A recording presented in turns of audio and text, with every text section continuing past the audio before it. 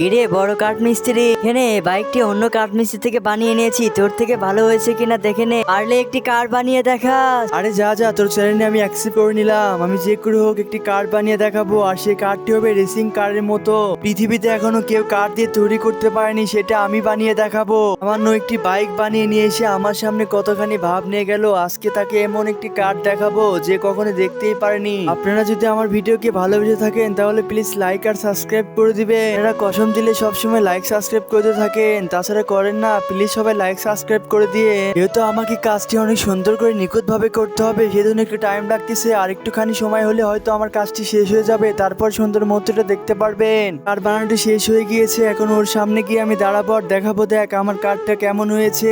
সে হয়তো ভেবেছিল আমি হয়তো কার বানাতে পারবো না। এই তো আমগাড়ি লোকের কাছে চলে এসেছি। কিরে কারটি দেখে নে, এখনো হয়তো দেখতে পারিসনি, ভালো করে দেখে নে। কারণ হয়েছে লাইক দিলাম তোকে।